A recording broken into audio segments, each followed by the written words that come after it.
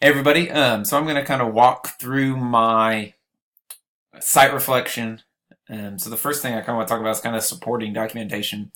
So most of the information that is presented here, there's obviously TED Talks.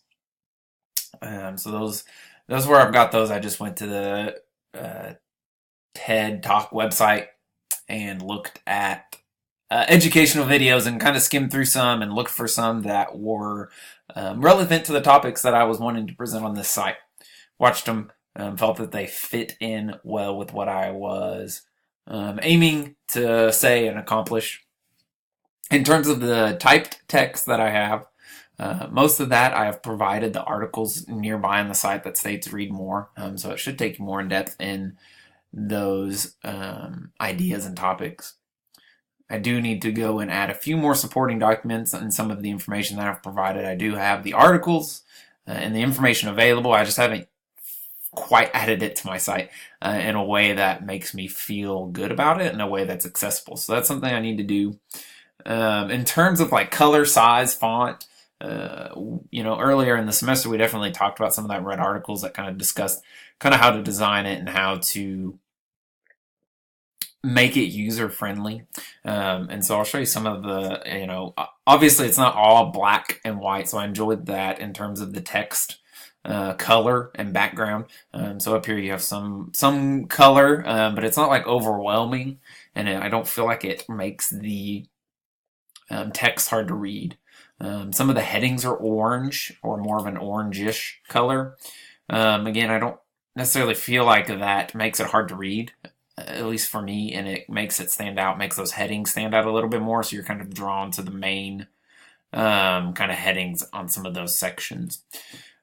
And so in terms of doing that stuff, the font size and not capitalizing things, those are kind of things we talked about earlier in this course, and those are definitely things that I would not have considered as much without some of that information being provided to us and put into my thought in terms of kind of taking that in consideration when designing this and kind of putting it together in a way that functions.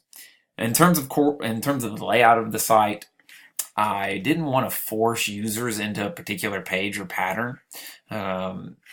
Even though in my mind, they would go from academic goal and orientation, autonomy, supportive classroom, utility, value, interest, connecting pieces, and then the contact page.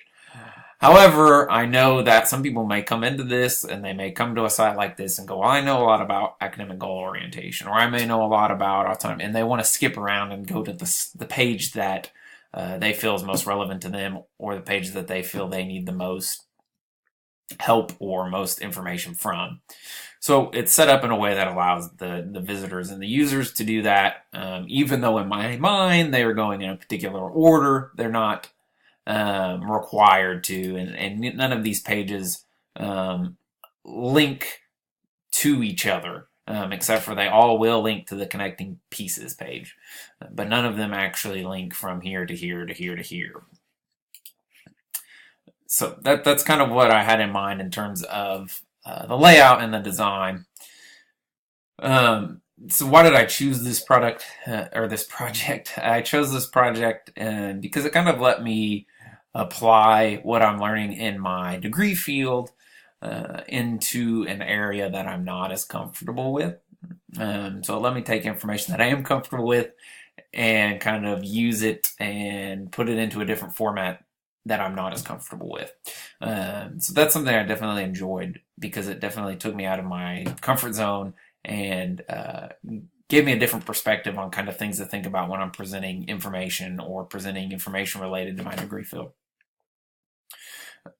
So I kind of talked about the color scheme. Why did I organize it? So I talked about that as well a little bit. Like I said, I just wanted people to be able to kind of get into the information that they felt they needed to get into the most. I didn't want people to be kind of forced into a particular area or forced to read every single piece of information. They can kind of pick and choose kind of what they want. I think that's important, especially in today's day and age, when people want to be able to get to the information they want quickly and easily.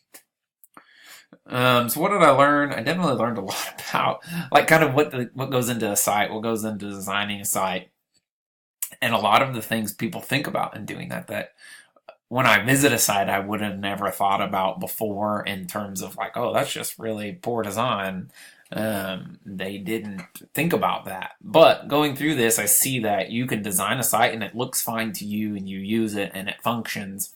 But as we did those usability tests, and I've seen, mine, I've read some others that there's things you don't notice when designing a site that somebody else might notice.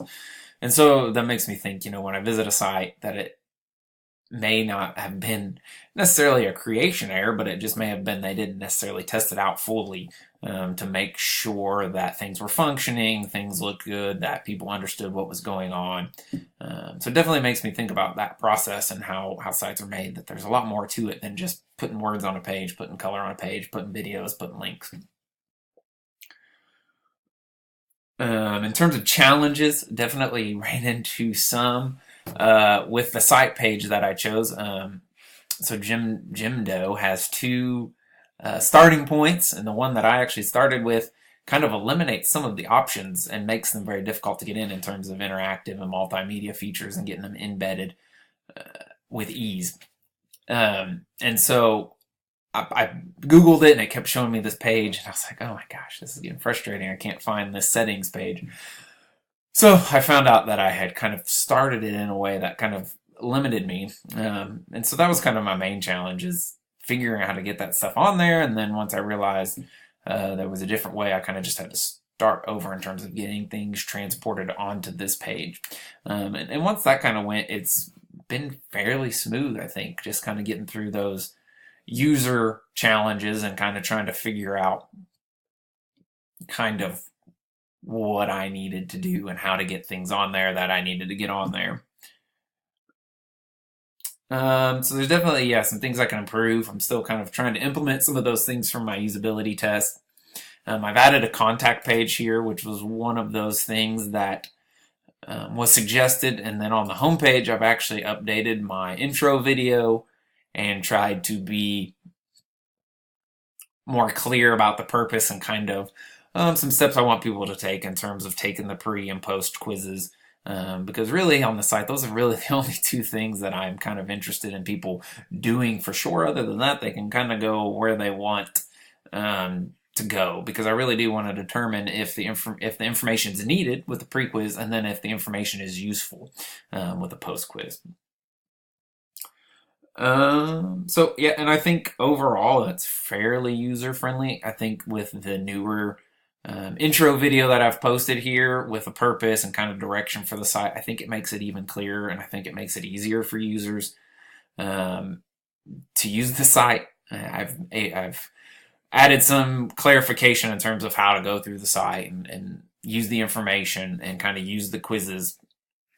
So it's definitely been a good learning experience, and something I kind of look forward to hopefully being able to do again, because doing something like this through a site like this kind of gives you a lot of freedom to kind of put information and material in a format that's more user-friendly at times and also more accessible than maybe some of the traditional like school sites. So it's definitely been a good experience, and I definitely will be able to use this information, especially in terms of like the interactive and multimedia features that I did not know about before. Through my own site and looking at other sites, I've really been able to see that there are a lot more ways to do things than what I've been accustomed to doing them or seen them done.